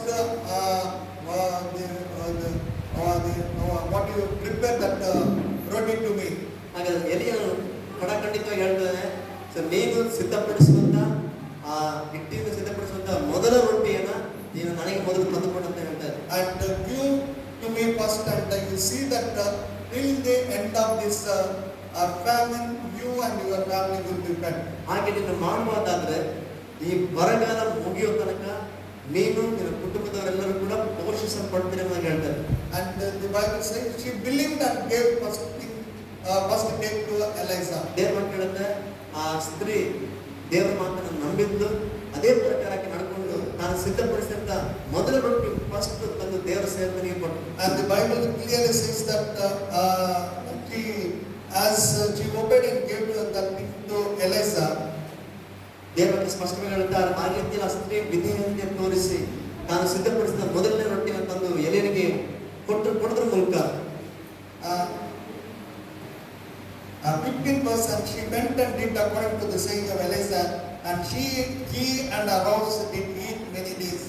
ತಕ್ಷಣ ಆಕೆಯು ಹೋಗಿ ಅವನು ಹೇಳಿದಂತೆ ಮಾಡಿದಳು. ಆಕೆಯು ಆಕೆಯ ಮನೆಯವರು ಎಲೆಯನ್ನು ಅದನ್ನು ಅನೇಕ ದಿವಸಗಳವರೆಗೆ ಊಟ ಮಾಡಿದರು. And the barrel of the meal was wasted not, neither did the girls of the oil fail, according to the word of the Lord which he spake by Elijah. ಯೆಹೋವನು ಎಲಿಯನ ಮುಖಾಂತರವಾಗಿ ಹೇಳಿದಂತೆ ಮಡಿಕೆಯಲ್ಲಿದ್ದ ಹಿಟ್ಟು ತೀರಲಿಲ್ಲ, ಹೊಗೆಯಲ್ಲಿದ್ದ ಎಣ್ಣೆಯು ಮುಗಿದು ಹೋಗಲಿಲ್ಲ. So my dear brothers and sisters, ನನ್ನ ಪ್ರಿಯ ಸಹೋದರ ಸಹೋದರಿ, it's such a wonderful thing. ನೋಡಿ ಎಷ್ಟು ಅದ್ಭುತವಾದ ವಿಷಯ. But that monster of that globus as it is, ನೋಡಿ ಆ ಒಂದು ಮಡಿಕೆಯಲ್ಲಿದ್ದಂತ ಹಿಟ್ಟು ಅದು ತೀರಿ ಹೋಗ್ಲಿಲ್ಲ, ಅದು ಹಾಗೆ ಇದೆ. and the oil which was there, it was like that only. ಮೊಗೆಯಲ್ಲಿದ್ದಂತ ಎಣ್ಣೆ ಅದು ಮುಗಿದು ಹೋಗ್ಲಿಲ್ಲ, ಹಾಗೆ ಇದೆ. But the Bible says they were fed every day. Not only this widow and her son, but the whole family it seems. ದೇವವಾಗಿ ನೋಡ್ತೇವೆ, ಇಡೀ ಬರಗಾಲ ತೀರುವ ತನಕ ಅಷ್ಟು ವರ್ಷಗಳು ಬರೇ ಆಕೆ ಮಾತ್ರ ಅಲ್ಲ, ಆಕೆ ಮಗನು ಮಾತ್ರ ಅಲ್ಲ, ಅವ್ರ ಮನೆಯವರೆಲ್ಲರೂ ಕೂಡ ಅದರಿಂದ ಊಟ ಮಾಡಿ ಬದುಕಿದ್ರು. She told them when Elisha said, "I wanted to die before eating my son wanted to eat and die. That's why we have a little." ನೋಡ್ರಿ, ಅದಕ್ಕೆ ಮುಂಚೆ ಆಕೆ ಏನಂತ ಹೇಳಿದ್ದು, ಎಲೇನಿಗೆ ಇರೋದು ಮಾತ್ರ ಇಷ್ಟೇ, ಅದು ಊಟ ಮಾಡಿ ನಾನು ಸಾಯ್ಬೇಕಂತಿದ್ದೀವಿ ಅಂತ ಹೇಳಿದ್ದು. But she obeyed and gave to the man of God. We see that not only he and his son, but the whole family were fed all these family days. ಅಂತ ಪರಿಸ್ಥಿತಿಯಲ್ಲಿ ಆಕೆ ದೇವರ ಮಾತಿಗೆ ವಿಧೇಯರಾಗಿ ದೇವರ ಸೇವಕನನ್ನ ಆಕೆ ಸನ್ಮಾನಿಸಿದಾಗ ಅದರ ಮೊದಲ ರೊಟ್ಟಿ ಕೊಟ್ಟಂತ ನೋಡ್ತೇವೆ, ದೇವರ ಆಶೀರ್ವಾದ ಅವ್ರ ಕುಟುಂಬಕ್ಕೆ ಕಂಡದ್ದು. God didn't give 10 bags or 20 bags of flour at a time. ದೇವರು ಇದ್ದಕ್ಕಿದ್ದಂತೆ ಒಂದೇ ಬಾರಿ 10 ಚೀಲ 20 ಚೀಲ ಹಿಟ್ಟು ಏನು ಕೊಡ್ಲಿಲ್ಲ ಅಲ್ಲಿ. So it was as it is. ಅಲ್ಲೇನ್ ನೋಡ್ತೀವಿ, ಆ ಹಿಟ್ಟು ತೀರ್ಲಿಲ್ಲ, ಹೇಗಿತ್ತು ಹಾಗೆ ಇರ್ತದೆ, ಬಳಸಿದಾಗ ಹಂಗೆ ಇದೆ. But God blessed like that. ಆದ್ರೆ ದೇವರು ಆಶೀರ್ವಾದ ಮಾಡ್ತಾರೆ. Nowadays we will keep it accumulate because now rice is very cheap. We will keep it 10 bags or 20 bags. ಇವಾಗ ಅಕ್ಕಿ ಸ್ವಲ್ಪ ಬೆಲೆ ಕಡಿಮೆ, ನಾವೇನ್ ಮಾಡ್ತೀವಿ, 10 ಚೀಲ 20 ಚೀಲ ಬೇಕಾದಷ್ಟು ನಾವು ಕೂಡಿಸಿಕೊಡ್ತೀವಿ. But for her that was not the condition. ಆದ್ರೆ ಆಕೆ ಪರಿಸ್ಥಿತಿ ಆವತ್ತು ಆ ರೀತಿಯಲ್ಲಿ ಇರಲಿಲ್ಲ. And she believed and did according to the word of God. God blessed her. ದೇವರು ಆಕೆಯನ್ನು ಅನುಸರಿಸಿ ನಡ್ಕೊಂಡು ವಿಧೇಯತೆ ತೋರಿಸಿದ್ದು, ದೇವರು ಆಕೆಯನ್ನ ತನ್ನ ಮಾತಿನ ಮೇರೆಗೆ ದೇವರು ಆಶೀರ್ವದಿಸಿದ. So the king who is having all the things, when God directly spoke to him, he didn't have that repentance to believe and accept his mistake. ಆದ್ರೆ ರಾಜ ಎಲ್ಲ ಇದ್ದು ಕೂಡ ದೇವರು ಅದರೊಟ್ಟಿಗೆ ಪ್ರಮಾದಿಯಾಗಿ ರಜನ ಮೂಲಕ ಮಾತನಾಡಿದಾಗ ಆತನ ವಿಧೇಯತೆ ತೋರಿಸಲಿಲ್ಲ, ಮೊಂಡತನದಲ್ಲಿ ಮುಂದುವರೆದ. And because of him the whole kingdom has been suffered. ಆ ರಾಜ್ಯದ ನಿಮಿತ್ತ ಇಡೀ ರಾಜ್ಯದವರೆಲ್ಲರೂ ಕೂಡ ರಾಜ್ಯವೆಲ್ಲ ಕೂಡ ಬಾಧಿಸಲ್ಪಡ್ತದೆ. And when Elisha obeyed, even the crows supplied meals to Elisha. ಎಲೆಯನ್ನು ದೇವರ ಮಾತಿಗೆ ಅನುಸಾರವಾಗಿ ವಿಧೇಯವಾಗಿ ನಡ್ಕೊಂಡಾಗ ದೇವರು ಕಾಯಿಗಳ ಮೂಲಕ ಎಲೆಯನ್ನು ಪೋಷಿಸಿದ್ರು. I believe that God also fed the crows. ನನ್ನ ನಂತರ ಕಾಯಿಗಳು ಅವುಗಳನ್ನು ಕೂಡ ದೇವರು ಬೇಕಾದ ಪೋಷಣೆಯನ್ನು ಕೊಟ್ಟು ನಂತರ Because it was ready to do God's commandment. ಕಾಯಿಗಳು ದೇವರ ಮಾತ್ರ ಅನುಸರಿಸಿ ನಡ್ಕೊಂಡು. And this Jeremiah the widow, she also obeyed, and not only she and her son, the whole family has been fed. ಮುಂದಿನ ಹೊತ್ತಿನಲ್ಲಿ ಆ ಚಾರುಪುತ್ರನ ವಿಧವೆ ದೇವರ ಮಾತಿಗೆ ವಿಧೇಯಳಾದ್ಲು. ಆಕೆ ಮಾತ್ರ ಅಲ್ಲ, ಇಡೀ ಕುಟುಂಬದವರೆಲ್ಲರೂ ಸಹ ಅವರು ಬರಗಾಲದಲ್ಲಿ ಕೂಡ ಪೋಷಣೆ ಹೊಂದಿಕೊಂಡ್ರು, ಪೋಷಿಸಲ್ಪಟ್ಟರು. So my dear brothers and sisters, ನನ್ನ ಪ್ರಿಯ ಸಹೋದರ ಸಹೋದರಿ, today you may not be having anything, ಬಹುಶಃ ಇವತ್ತು ನಿಮಗೆ ಏನಿಲ್ಲದೆ ಇರಬಹುದು. but today when you believe in the word of God, ಇವತ್ತು ನೀವು ದೇವರ ಮಾತಿನಲ್ಲಿ ನಂಬಿಕೆ ಇಡುವುದಾದ್ರೆ, when you obey and do according to the word of God, ದೇವರ ವಾಕ್ಯಕ್ಕೆ ನೀವು ವಿಧೇಯರಾಗಿ ಆ ಪ್ರಕಾರ ನೀವು ನಡ್ಕೊಳ್ಳುವುದಾದ್ರೆ, God will not change your life at a time. ಒಂದೇ ದಿನದಲ್ಲಿ ನಿಮ್ಮ ಜೀವಿತವನ್ನ ದೇವರು ಬದಲಾಯಿಸ್ತಾ ಇರಬಹುದು. God will continue will go on blessing. ಆದ್ರೆ ದೇವರು ಮಾತ್ರ ಕೈ ಬಿಡದೆ ದಿನನಿತ್ಯ ನಿಮ್ಮನ್ನ ಅದ್ಭುತವಾದ ರೀತಿಯಲ್ಲಿ ಪೋಷಿಸಿ ನಡೆಸ್ತಾರೆ. And you will see great things happening in our life. ಅಷ್ಟೇ ಮಾತ್ರ ನಿಮ್ಮ ಜೀವಿತದಲ್ಲಿ ದೇವರ ದೊಡ್ಡದಾದ ಕಾರ್ಯಗಳು ನಡೆಯುವುದನ್ನು ನೋಡ್ತೀವಿ. And that is the way our God blesses ಆ us. ರೀತಿಯಲ್ಲಿ ದೇವರನ್ನು ಆಶೀರ್ವದಿಸ್ತಾರೆ. So my dear brothers and sisters, ನನ್ನ ಪ್ರಿಯ ಸಹೋದರ ಸಹೋದರಿ, as we heard this message, ಈ ಸಂದೇಶವನ್ನು ಕೇಳಿಸಿಕೊಂಡಿರ್ಬೇಕಾದ್ರೆ we have to check up our lives how it is. ಇವತ್ತು ನಮ್ಮ ಜೀವನವನ್ನ ನಾವು ಪರೀಕ್ಷೆ ಮಾಡ್ಕೊಳ್ಬೇಕಾಗಿದೆ. How we are ready to listen to the word of God. ಆಗದಂತೆ ನಾವು ದೇವರ ಮಾತಿಗೆ ಅವಿಧೇಯರಾಗಿ ಅಥವಾ ಮೊಂಡರಾಗಿ ಜೀವಿಸ್ತಾ ಇದೀವ, Are we like that widow ready to obey? ಅಥವಾ ವಿಧೇಯತೆ ತೋರಿಸಿದ ಆ ವಿಧವೆಯಂತೆ ನಾವು ಕೂಡ ದೇವರ ಮಾತಿಗೆ ವಿಧೇಯರಾಗಲು ಸಿದ್ಧವಾಗಿದ್ದೇವ? When we obey and give to the Lord, God will bless us. ನಾವು ವಿಧೇಯರಾಗಿ ದೇವರಿಗೆ ನಾವು ನಮ್ಮನ್ನು ಅರ್ಪಿಸುತ್ತಾದ್ರೆ ದೇವರು ನಮ್ಮನ್ನು ಆಶೀರ್ವದಿಸ್ತಾನೆ. So this is the secret of a Christian life. ಇದುವೇ ಕ್ರೈಸ್ತವ ಜೀವಿತದ ಒಂದು ರಹಸ್ಯವಾಗಿದೆ. There is no shortcut ಕ್ರೈಸ್ತರ ಜೀವಿತದಲ್ಲಿ ಯಾವುದೇ ಅಡ್ಡದಾರಿಗಳಿಲ್ಲ. So when you obey to the word of God, according to the word of God, God will bless you. ದೇವರ ಮಾತಿಗೆ ನೀವು ವಿಧೇಯತೆ ತೋರಿಸುವುದಾದ್ರೆ, ವಿಧೇಯರಾಗುವುದಾದ್ರೆ ದೇವರು ತನ್ನ ಮಾತಿನ ಅನುಸಾರವಾಗಿ ನಿಮ್ಮನ್ನು ಆಶೀರ್ವದಿಸ್ತಾರೆ. When the problem comes, when some things happen, nobody can help you, but God will help you in a wonderful way. ನೋಡ್ರಿ, ಸಮಸ್ಯೆಗಳು ಕಷ್ಟಗಳು ಬರುವಾಗ ಯಾರು ನನಗೆ ಸಹಾಯ ಮಾಡದೆ ಹೋಗ್ಬೋದು, ಆದ್ರೆ ನೀವು ವಿಧೇಯತೆ ತೋರಿಸಿ ನಡ್ಕೊಳ್ಳೋದಾದ್ರೆ ದೇವರು ತಾನೇ ನಿಮ್ಮ ಜೀವಿತದಲ್ಲಿ ಆತನ ಸಹಾಯ ನೋಡ್ತೀರ. When Solomon in the beginning days, he obeyed to the voice of God. ಸೊಲೊಮೋನ ತನ್ನ ಪ್ರಾರಂಭದ ದಿನಗಳಲ್ಲಿ ದೇವರ ಸ್ವರಕ್ಕೆ ವಿಧೇಯನಾಗಿ ನಡ್ಕೊಂಡ. When he asked the wisdom, God gave wisdom and everything. ಆತನು ಜ್ಞಾನವನ್ನು ಕೇಳಿಕೊಂಡಾಗ ದೇವರು ಜ್ಞಾನ ಜೊತೆಗೆ ಬೇಕಾಗಿದ್ದೆಲ್ಲವನ್ನ ಕೂಡ ದೇವರು ಕೊಟ್ಟ. But ultimately, lastly, he has lost that wisdom because his mind has been turned away from God. ಅವರ ಕೊನೆಗೆ ತನ್ನ ಜೀವಿತದಲ್ಲಿ ಅದನ್ನ ಎಲ್ಲವನ್ನು ಕಳ್ಕೊಂಡ ಕಾರಣ ಅದರ ಮನಸ್ಸು ಭ್ರಷ್ಟವಾಯಿತು.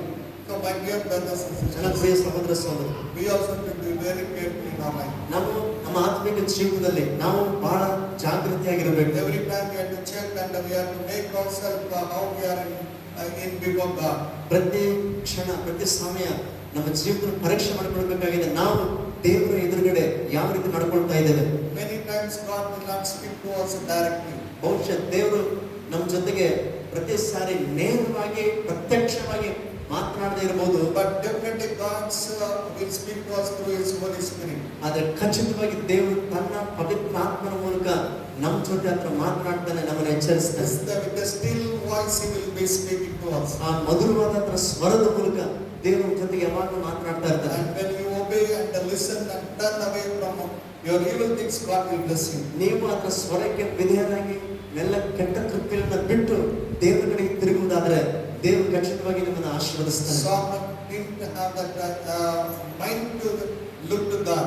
ಆದ್ರೆ ಸೊಲೊಮೋನನಿಗೆ ತನ್ನ ಜೀವನದ ಪಶ್ಚಾತ್ತಾಪದಿಂದ ದೇವರ ಕಡೆಗೆ ತಿರುಗಿಕೊಳ್ಬೇಕೆಂಬಂತ ಮನಸ್ಸು ಅದರಲ್ಲಿ ಕಾಣಲಿಲ್ಲ. God gave wisdom and everything, but he had lost everything because of his pride and his bad nature.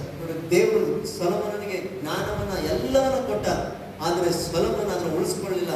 ಅದು ತನ್ನ ಗರ್ವದ ನಿಮಿತ್ತನೋ ಅಥವಾ ಆ ಒಂದು ಕೆಟ್ಟ ಸ್ವಭಾವದ ನಿಮಿತ್ತವಾಗಿ ಅದನ್ನೆಲ್ಲವನ್ನು ಕಳ್ಕೊಂಡ.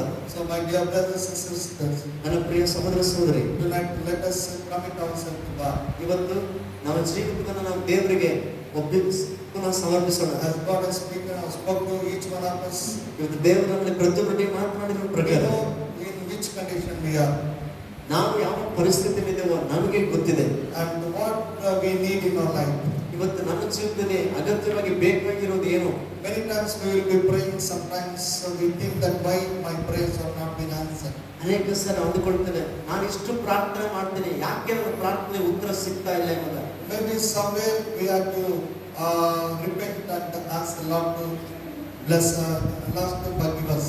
ಬಹುಶಃ ಎಲ್ಲಿ ನಾವು ದೇವರಿಗೆ ವಿರೋಧವಾಗಿ ನಡ್ಕೊಂಡಿದ್ದೇವೋ ಆ ವಿಷಯದಲ್ಲಿ ನಿಜವಾಗಿ ನಾವು ಪಶ್ಚಾತ್ತಾಪ ಪಡಬೇಕಾಗಿದೆ. ದೇವರು ನಮ್ಮನ್ನು ಕ್ಷಮಿಸುವಂತೆ. So today God is going to bless us.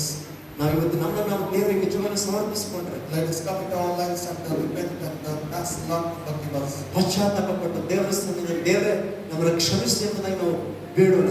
Definitely God is a God of love and compassion. ಖಚಿತವಾಗಿ ನಮ್ಮ ದೇವರು ಅದರ ಕರುಣೆ ಮತ್ತು ದಯೆ ಪ್ರೀತಿಯುಳ್ಳ ದೇವರಾಗಿದ್ದಾರೆ. God will never throw us away. ನಮ್ಮನ್ನ ಅದರ ಬಳಿಗೆ ನಾವು ಬರುವುದಾದ್ರೆ ನಮ್ಮನ್ನು ಯಾವತ್ತೂ ಕೂಡ ದೇವರು ತಳ್ಳಿ ಬಿಡುವುದಿಲ್ಲ. He will not make us to go away from Him. ಆದ್ದರಿಂದ ನಾವು ದೂರ ಹೋಗ್ಬೇಕೆಂಬುದಾಗಿ ದೇವರು ಬಯಸುವುದಿಲ್ಲ. He is ready to accept what we are today. ಇವತ್ತು ನಾವು ಯಾವ ಸ್ಥಿತಿಯಲ್ಲಿದ್ದೇವೋ ನಮ್ಮನ್ನ ದೇವರು ಸ್ವೀಕರಿಸಲಿಕ್ಕೆ ಸಿದ್ಧನಾಗಿದೆ. When the prodigal son came back, the father loved and took him back. ನೋಡ್ರಿ, ಆ ತಪ್ಪಿ ಹೋಗಿರುವಂತ ಮಗ ಹಿಂತಿರುಗಿ ತನ್ನ ತಪ್ಪು ತಿಳ್ಕೊಂಡು ತಂದೆ ಬಳಿಗೆ ಬಂದಾಗ ಆ ಮಗನ ತಂದೆ ಸ್ವೀಕರಿಸಿದ. In the similar way, God is going to do and to take back us again to His fold. ಅದೇ ರೀತಿಯಲ್ಲಿ ನಾವು ನಿಜವಾದ ಪಶ್ಚಾತ್ತಾಪದಿಂದ ದೇವರ ಬಳಿಗೆ ನಾವು ಬರುವುದಾದ್ರೆ, ನಾವು ಕ್ಷಮಾಪಣೆ ಬೇಡುವುದಾದ್ರೆ ಖಚಿತವಾಗಿ ದೇವರು ನಮ್ಮನ್ನ ತನ್ನ ಬಳಿಗೆ ಸೇರಿಸಿಕೊಳ್ತಾರೆ. So let us pray in your presence. Pray right now. ಈ ಸಮಯದಲ್ಲಿ ದೇವರ ಸನ್ನಿಧಾನದಲ್ಲಿ ನೀವು ಪ್ರಾರ್ಥಿಸಿರಿ. Thank you, Jesus. ವಂದನೆ ಯೇಸು. Gracious Heavenly loving Father, ಪ್ರೀತಿಯುಳ್ಳ ಕೃಪಭರಿತನಾಗಿ ನಾವು ಪರಲೋಕದಿಂದ thank you for speaking to us, God. ಸ್ವಾಮಿನ ಮಟ್ಟಿಗೆ ಮಾತನಾಡಿದಕ್ಕಾಗಿ ನಿಮಗೆ ಸ್ತೋತ್ರ. From the life of Solomon, ಸೊಲೊಮೋನನ ಜೀವನದ ಮೂಲಕ, from the life of ಆಹಾಬನ ಜೀವಿತದ ಮೂಲಕ from the life of that widow, ಮತ್ತು ದೇವರೇ ಆ ವಿಧವೆಯ ಜೀವಿತದ ಮೂಲಕ you have taught us some good lessons of that. ದೇವರೇ ಒಂದು ಒಳ್ಳೆ ಪಾಠಗಳನ್ನು ಕಲಿಸ್ತೀಯಪ್ಪ. Lord, help us to understand it and make us to put it in practice in our life. ಸ್ವಾಮಿ, ನಾವು ನಮ್ಮ ಜೀವಿತದ ಅರ್ಥ ಮಾಡಿಕೊಂಡು ಅಪ್ಪ ನಾವು ಇದನ್ನು ಮುಂದುಗಡೆ ಎದುರುಗಡೆ ನಾವು ಸರಿಯಾಗಿ ನಡ್ಕೊಂಡು ಸಹಾಯ ಮಾಡಿ. Lord, bless all your people tonight, Lord. ರಾತ್ರಿ ಎಲ್ಲ ಜನರ ಆಶೀರ್ವದಿಸಿ. Let this word bring 100% fruit in everybody's life. ಈ ದಿನ ವಾಕ್ಯ ಪ್ರತಿಯೊಬ್ಬರ ಜೀವಿತದಲ್ಲಿ 100% ಫಲವನ್ನು ತರಲಿ. We commit everything in the hands of you. ಎಲ್ಲವನ್ನ ಕರುಣೆಗೆ ಒಪ್ಪಿಸಿಕೊಡುತ್ತಾರೆ. Giving all the glory. ಎಲ್ಲ ಮಹಿಮೆಯನ್ನು ಒಬ್ಬನಿಗೆ ಸಲ್ಲಿಸ್ತಾರೆ. In Jesus' name I pray. ಕರ್ತನ ದೇಶದ ಹೆಸರಲ್ಲಿ ಪ್ರಾರ್ಥಿಸುತ್ತೇವೆ ತಂದೆ. Amen. ಆಮೆನ್. Okay.